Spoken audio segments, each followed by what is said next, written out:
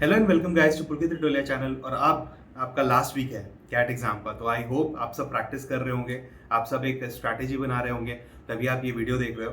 तो जनरली मैं बता दूं कि जो आपका ये लास्ट वीक होता है ना, ये बहुत ही मतलब डिफरेंट काइंड ऑफ वीक होता है। आप अभी तक तो क्या कर रहे होगे कि अभी तक आप मतलब एक नॉर्मल स्ट्रैटेजी फॉलो कर रहे होगे, जिसमें मॉक टेस्ट दे रहे होगे, नॉर्मल डे में आप अपना डे टू डे एक्टिविटीज कर रहे होगे। बट जो लास्ट वीक है ना, उसको आपको इस तरह से स्ट्रैटेजाइज करना पड़ेगा ताकि आप कैट एग्जाम में ज़्यादा से ज़्यादा प्रोएक्टिव रहो। तो उसके लिए आपको क्या क्या स्ट्रैटेजी फॉलो करना है मैं आपको डे वाइज बताऊंगा। ठीक है, day wise in the sense कि मैं उसको डिस्ट्रीब्यूट कर दूंगा between 1 to 5 days and then 6th and 7th day. ठीक है, आपको क्या क्या करना है। ठीक है, सबसे पहला चीज़ है स्लीप शेड्यूल आपको चेंज करना है। अगर आप बहुत लेट सोते हो, क्योंकि आजकल का जनरेशन वैसा ही हो गया है कि आजकल सब लोग ही रील्स पे रहते हैं, रील्स एंड मोबाइल में रहते हैं, और उनका जो स्लीपिंग शेड्यूल हो गया है वो ऑलमोस्ट 12 बजे के बाद ही हो गया रात का। ठीक है, उसके कारण क्या होता है कि सुबह उनका इफेक्ट हो जाता है, वो उठ नहीं पाते हैं। तो अब क्या करना है आपको, सबसे पहले आपको, क्योंकि कैट का स्लॉट मिल चुका है आपको, तो आपको पता है कि कैट के दिन आपको कितने बजे उठना है, तो उस हिसाब से आपको सोना भी है। ठीक है, एंड डेली अभी से लेके, मतलब आज से लेके आपको डेली वही चीज फॉलो करना है कि आपको उसी टाइम पे सोना है, उसी टाइम पे उठना है, एंड आपको 8 आवर्स का मिनिमम स्लीप तो लेना ही है। ठीक है, तो ये सोच के आप अपना उस हिसाब से कर लो कि आपका जो कैट का स्लॉट है उस हिसाब से आपको उठना है उस दिन, और उसी हिसाब से आपको डेली आज से लेके डेली आपको उसी समय उठना है। दूसरा चीज़ है कि जो टारगेट, हम बहुत जन ऐसा हो जाता है कि अपने एक टारगेट फिक्स कर लेते हैं कि मुझे इतना स्कोर करना है। ठीक है, लेकिन ये आपका बहुत बड़ा गलती हो जाता है, क्योंकि अगर आपका वो क्योंकि अगर समझ लो आप पहले वर्बल कर रहे हो, तो वर्बल में आपका अगर अच्छा नहीं गया, मतलब वो काफ़ी डिफिकल्ट आ गया, तो आप क्या सोचोगे कि यार मेरा तो ये होगा ही नहीं, मेरा ये स्कोर पार होगा ही नहीं। तो उसके कारण क्या हो जाएगा, आपका क्वांट एंड वर्बल सब बर्बाद हो जाएगा, क्वांट एंड LRDI। तो अगर आप अच्छे से, अगर आप ये सोचो कि आपको परसेंटाइल 100 परसेंटाइल लाना है या आपको 95 परसेंटाइल लाना है, उस हिसाब से आप अप्रोच करो। क्योंकि नॉर्मलाइजेशन होने के बाद सबका, मतलब अगर समझ लो वर्बल डिफिकल्ट आया तो उसको नॉर्मलाइज कर दिया जाएगा। ठीक है, एंड सबका वो उस हिसाब से परसेंटाइल देखा जाएगा। बट आप क्या कर लोगे, उसके कारण आप अपना LR एंड क्वांट को बर्बाद कर लोगे, तो वो नहीं होना चाहिए। आपको टारगेट अपना जो है वो परसेंटाइल रखना है रादर देन स्कोर। अब आते हैं डे वाइज प्रिपरेशन में। तो डे वाइज में 1 to 5 डे जो है ना, वो बहुत क्रूशियल है for you to prepare for CAT. ठीक है, तो डे 1 to 5 में मैं क्या बोलूंगा कि आपको सबसे पहला है आपका जो मॉक टेस्ट वगैरह है ना, मॉक टेस्ट आप जो दे रहे हो, तो उस मॉक टेस्ट को आपको उसी टाइम पे देना है जिस टाइम पे आप कैट एग्जाम दे रहे होगे। अगर आपका कैट का स्लॉट है 8:30 to 10:30, तो आपको उसी हिसाब से अपना मॉक को देना है। मॉक को आपको अर्ली शुरू करना है, 8:30 पे ही शुरू करना है मॉक, एंड उसी हिसाब से आपको उसको प्लान करना है। हर एक दिन आपको एक मॉक पक्का से देना है उसी टाइम पे, ताकि आप अकस्टम्ड हो जाओ उस टाइम को लेके। जब सपोज 8:30 है, तो आप सोचो कितना सुबह सुबह आपका एग्जाम रहेगा। आप ये मतलब उस समय आपको आदित, तो आप नींद में रह सकते हो, क्योंकि अगर आप अपने स्लीप शेड्यूल चेंज नहीं किया, तो उस हिसाब से आपको डेली जल्दी उठ के अपने आप को प्रिपेयर करना है। ठीक है, और 3-4 घंटा पहले उठ जाओ, क्योंकि आपको अगर लोकेशन में जाना है और लोकेशन काफी दूर है, तो आपको उसी हिसाब से जल्दी से निकलना भी पड़ेगा घर से, और उतना स्ट्रेस भी हो जाएगा। तो आई वुड सजेस्ट कि जल्दी जल्दी उठना शुरू कर दो, एंड उसी हिसाब से आप अपना एग्जाम देना शुरू करो। 8:30 पे है तो 8:15 पे आप बैठ जाओ, थोड़ा सा मतलब थोड़ा अपना कुछ फॉर्म्स भर लो, जैसे तैसे कुछ भी मतलब करना है गूगल पे करो। बस ये रहना चाहिए कि कैट से रिलेटेड हो वो। ठीक है, कुछ भी ऐसे मतलब यूट्यूब पे सर्च वगैरह मत करना। ठीक है, तो वो करने से आपका आप अकस्टम्ड हो जाओगे to the screen as well. तो 8:30 पे आपका एग्जाम शुरू हो रहा है, तो मॉक को भी आपको 8:30 पे शुरू करना है। 10:30 पे डॉट आपको उसी स्ट्रैटेजी को फॉलो करके बंद कर देना है। ठीक है, फिर एनालाइज करो, मॉक को एनालाइज करोगे तो आपको पता चलेगा कि किस टाइम कहाँ पे आप ज्यादा टाइम वेस्ट कर रहे हो। तो उस टाइम वेस्ट जो है ना, उसको स्ट्रैटेजी में लाओ, उसको उतना टाइम स्लॉट, जब आपका फाइनल कैट होगा तो आप इतना नोट कर लो कि उस समय आपको इस तरह का एग्जाम जो क्वेश्चन है उसको छूना नहीं है। ठीक है, बहुत ही इंपॉर्टेंट है कि आपको पता होना चाहिए आपको क्या क्या मिस करना है, क्या क्या छोड़ना है। एंड सबसे इंपॉर्टेंट चीज है, अगर आपका कोई मॉक बहुत बुरा गया था, मतलब लास्ट 1 or 2 मंथ्स में, तो उसको रिविजिट करो। उसमें जो जो आपने मार्क किया है, क्योंकि आपने एनालाइज किया होगा जरूर, तो उसमें जो जो मार्क किया है, जो जो क्वेश्चन बहुत इंपॉर्टेंट था, उस सबको रिवाइज करो। बहुत ही इंपॉर्टेंट है कि आप रिवाइज करो जो पुराने मॉक्स है, ताकि आपको पता चल जाए अगर सेम क्वेश्चन आएगा तो आप किस हिसाब से टैकल करोगे। एक और बात बहुत इंपॉर्टेंट है कि अब जो आरसी पढ़ रहे हो ना, बहुत लोग क्या है कि वो आरसी को लेड बैक एटीट्यूड में पढ़ते हैं, क्योंकि बहुत लोग वर्बल को सबसे पहले अटेम्प्ट करते हैं, और उसके बाद क्या होता है जब आरसी आता है तब वो देखते हैं कि यार अभी 30-40 मिनट है तो आराम से करते हैं। तो वो आराम नहीं करना है, आपको टाइम डिवाइड कर लेना है। आरसी समझ लो 3 आरसी आए या फिर वर्बल एबिलिटी है, तो आपको आरसी को डिवाइड कर लेना है कि आप 8 to 10 मिनट्स दोगे हर एक आरसी को। अगर 8 से 10 मिनट से ज्यादा हो जा रहा है तो आप उस आरसी को छोड़ दो। इट्स बेटर कि आप उसको लीव करके दूसरे आरसी में जाओ रेदर देन उसको ही उस पर ही टाइम वेस्ट करके, क्योंकि आप अगर वहाँ 14-15 मिनट दे रहे हो तो आपके पास उधर बाकी सारे वर्बल एबिलिटी में आपका कम हो जाएगा। दूसरा पार्ट आपको क्या करना है कि आपको जितने भी 1 to 5th डे तक है, ठीक है, आपको रिवाइज करना है सारे फॉर्मूलाज, ठीक है, जितने भी फॉर्मूलाज फॉन्ट में है, जो भी आपके ट्रिकी क्वेश्चंस थे जो आपने मार्क किए होंगे, ठीक है, फॉर वर्बल एबिलिटी और फॉर LRDI, सब कुछ आपको अच्छे से रिवाइज करना है। ग्रामर रूल्स करना है, वोकैब को थोड़ा सा रिवाइज कर लो, जो वोकैब आपको लगता है कि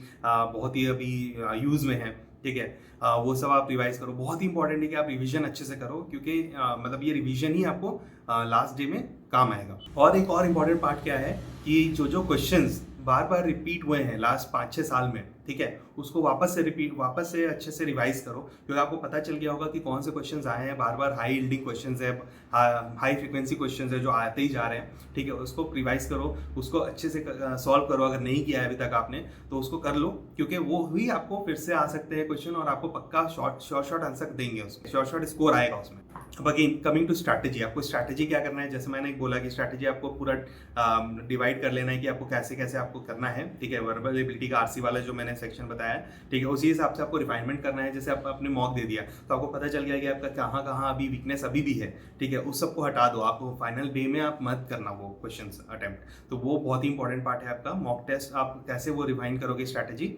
दूसरा चीज़ है कि आपको डिसाइड करना है ऑर्डर, पहले वर्बल एबिलिटी करोगे, DILR करोगे, क्वांट एबिलिटी करोगे, जो भी करोगे आपको वो रिफाइन करना है अपना स्ट्रैटेजी। दूसरा चीज़ मैं बताना चाहता हूँ कि ये जो 3 सेक्शंस है, इन 3 सेक्शंस को डिफरेंट एग्जाम की तरह ट्रीट करो, ठीक है। सपोज वर्बल एबिलिटी आपका पहले आपने अटेम्प्ट किया, ठीक है, अच्छा नहीं किया, तो आप फिर क्या करोगे, सोचते रह जाओगे, ठीक है। क्वांट में भी आप वही सोचते रहोगे, यार वर्बल एबिलिटी में मैंने ज़्यादा टाइम वेस्ट कर दिया, मैंने बहुत बर्बाद कर दिया अपना टाइम उसमें, मुझे ये करना चाहिए था, मुझे वो करना चाहिए था, तो क्या हो जाएगा कि आप क्वांट भी बर्बाद कर दोगे, एंड क्वांट का कुछ सोचोगे LRDI भी बर्बाद कर दोगे। तो ऐसा सोचो कि वर्बल एबिलिटी हो गया, जो हो गया खत्म, अब मुझे LRDI पे फोकस करना है, अब मुझे क्वांट पे फोकस करना है, ठीक है। ऐसे अगर आप फोकस करोगे ना तो आपका क्या है कि दूसरा जो सेक्शंस है वो बर्बाद नहीं होगा। बहुत सारे ऐसे ही स्टूडेंट्स का मैंने फीडबैक देखा है कि वो क्या बोलते हैं कि मैं वहाँ पे फोकस करने लग गया था, जिसके कारण मेरा यहाँ पे दोनों खराब हो गए, ठीक है। मैं सोच रहा था कि यार वर्बल एबिलिटी में मेरा ये वोकैब कैसे मिस हो गया, यार मैं तो पढ़ा था, कहीं तो पढ़ा था मैंने, वो सोचते रह जाओगे तो यार दिक्कत हो जाएगा। वो सब नहीं सोचना है, एक बार जो वर्बल एबिलिटी खत्म तो खत्म, ठीक है, उस दिन के लिए आप वर्बल एबिलिटी छुओगे भी नहीं। और जो आपने मॉक के लिए ही जैसा स्ट्रैटेजी बनाया है उसी को कैट के दिन करना, ठीक है। ऐसा मत सोच लेना कोई मतलब तुम्हारे फ्रेंड ने बोल दिया कि यार कैट में मुझे ऐसा स्ट्रैटेजी फॉलो करा था, मेरा अच्छा हो रहा था, और आपने वो गलती से वही वाला फॉलो कर लिया, तो दिक्कत हो जाएगा। आपको वो स्ट्रैटेजी फॉलो नहीं करना है जो दूसरे लोग कर रहे हैं, आपको अपना स्ट्रैटेजी फॉलो करना है। आपने जो कैट मॉक में जो दिया है ना, वही कैट में भी देना है। अब आते हैं डे 6 एंड डे 7 पे। तो डे 6 में पहला चीज़ है कि आपको लाइट रिविजन रखना है, रिलैक्स करना है थोड़ा सा। लाइट रिविजन है इन द सेंस जो आपने डे 1 to 5 में आपने देखा कि ये चीज़ भी इंपॉर्टेंट था, ठीक है, जो कि मैंने मिस किया था पहले, तो उसको रिवाइज कर लो, ठीक है। अगेन आपके फॉर्मूलाज को रिवाइज करो, जो क्वांट है वगैरह जो भी मैंने बोला था वो सब वापस से रिवीजन करो, ठीक है। कुछ इंपॉर्टेंट वीडियोस देख लो, ठीक है, जो अच्छे MBA के वीडियोस है, जो कैट एग्जाम के वीडियोस है वो सब देख लो, जिसके कारण थोड़ा सा आपको पता चले कि कैसे क्या एग्जाम का प्रिपरेशन होना चाहिए, ठीक है। ज़्यादा स्ट्रैटेजी चेंज में मत करना, क्वेश्चन सॉल्विंग में मैं बोल रहा हूँ, कैट का क्वेश्चन सॉल्विंग पे ही थोड़ा सा वीडियोस देख लेना। और कोई भी नया टॉपिक को लर्न मत करना, इस समय आपको नया टॉपिक कोई भी नहीं देखना है, ठीक है। जो आपने फोकस किया है, जो आपका स्ट्रेंथ है, उसी पे फोकस करना है, उसका ही भले आप क्वेश्चंस कर लो, अलग बात है, लेकिन आपको कोई नया टॉपिक इस समय नहीं लेना है। डे 6 डे 7 में बिल्कुल भी नहीं लेना है। अब क्या है, आपको अच्छे से ब्रेक लो, मूवी देखने जाओ, कुछ अच्छा ऐसा करो जो कि आप डे 6 में मैं बोल रहा हूँ, डे 6 में मूवी देखने जाओ, जो भी कर सकते हो अपने आप को रिलैक्स करने के लिए वो करो, ठीक है। कहीं घूमने जाओ, दोस्तों से मिलो, ठीक। डे 7 में मूवीज वगैरह मत देखना, गाने मत सुनना, ठीक है। जनरली क्या होता है कि अगर आप गाने सुन रहे हो ना तो ऑन द डी डे, ठीक है, कैट के दिन 8th डे में आपको वही गाना माइंड में आते रहेगा, ठीक है। बहुत ही इंपॉर्टेंट है कि आप वो गाना मत सुनना, मूवी मत देखना, क्योंकि उस दिन आपका पूरा बर्बाद हो जाएगा कैट का एग्जाम, ठीक है। तो उस दिन एकदम अपने आप को एकदम सिंपल रखो, अच्छे से मतलब घर में बैठे रहो, कुछ हो सके तो मतलब थोड़ा मॉक को एनालाइज ही कर लो हल्का फुल्का, ज़्यादा नहीं फोकस करना है पढ़ाई में उस दिन, लेकिन सोना अच्छे से, ठीक है। जल्दी सो जाओ वो अलग बात है, लेकिन सोना उस दिन अच्छे से, लेकिन अपने आप को इतना ऑक्यूपाइड रखो कि नींद जल्दी आ जाए, क्योंकि काफ़ी बार ऐसा होता है एंग्जाइटी के कारण आपको नींद ही नहीं आती। वो एंग्जाइटी क्या हो जाता है कि आपको फोकस करता है कि कल मैं ऐसा करूँगा, कल वो ऐसा करूँगा, लेकिन नहीं, वो आपको नहीं करना है, ठीक है। तो आप इतना अपने आप को खटा दो, आप इतना अपने आप को उस दिन मतलब काम करो, कुछ भी करो, मम्मी का काम कर लो, पापा का काम कर लो, कुछ भी करो, लेकिन इतना काम कर लो कि आप थक जाओ, और उसके बाद आपको नींद अपने आप आ जाएगा। और वो एंग्जाइटी के कारण नींद जो नहीं आती है ना बहुत लोगों को, वो आपको दिक्कत नहीं आएगी। तो ये बहुत ही इंपॉर्टेंट स्ट्रैटेजी था जो मैं आप लोग को बताना चाहता था, आप लोग के साथ शेयर करना चाहता था। आई नो कि कैट का मतलब एक ही वीक है, तो इसमें स्ट्रेस मत हो। आई वुड सजेस्ट स्ट्रेस जितना ज़्यादा होगा ना उतना दिक्कत हो जाएगा। तो लास्ट मिनट में आपको ये और एक दो चीज़ बताना चाहता हूँ जो मैंने नोट किया है। ठीक है, सबसे पहला चीज़ है कि स्ट्रेंथ पे अपना फोकस करना। जो भी आपके स्ट्रेंथ्स है उस पर फोकस करो। जो भी क्वेश्चंस आपको अपने स्ट्रेंथ वाले दिखते हैं सबसे पहले उसको अटेम्प्ट करो।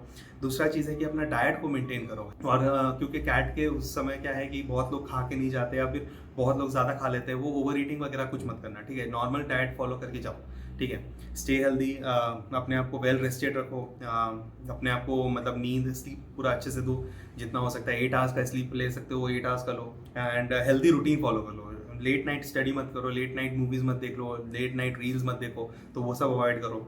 एक माइंडसेट स्टे पॉजिटिव और काम वाला माइंडसेट बना के जाओ तो एक अच्छा रहता है आपका। ठीक है, अपने प्रिपरेशन और अप्रोच के ऊपर मतलब पूरा ध्यान दो कि हाँ मैंने अच्छा किया है, मैंने सब कुछ अच्छा किया है, मेरा अच्छा होगा, ये सोच के जाओ। एंड ऑफ कोर्स लास्ट में अपने भगवान जी को थैंक यू बोल के जाओ कि उन्होंने ये तुमको बनाया इस कदर कि तुम कैट का एग्ज़ाम दे पाओ। बहुत ही इंपॉर्टेंट है कि आप उनको एक थैंक यू बोल दो। ठीक है, क्योंकि उन्होंने ही ये सब कुछ प्रिपेयर करा है आपके लिए, इतना अच्छा आपको बनाया है कि आप दे सक रहे हो। ठीक है, वो इंपॉर्टेंट है। And all the best for the CAT exam. And जो भी होता है आप बताओ मुझे कैसा गया आपका कैट का exam. Next week I would like to hear some people at least coming back saying कि भाई अच्छा गया। ठीक है, और उसके बाद आप सब्सक्राइब तो कर लो इस वीडियो को, इस चैनल को, क्योंकि मैं इसके बाद MBA कौन सा आपको कॉलेजेस ढूंढना है, कौन सा कॉलेजेस कैसे लेना है, क्या इंटरव्यू प्रिपरेशन होना चाहिए, सब कुछ आपको बताऊंगा। तो सब्सक्राइब तो जरूर से कर दो। It is very important for you कि आपको पता होना चाहिए कि आप कौन से कॉलेज में जा रहे हो। Sure, thank you so much, bye bye, take care.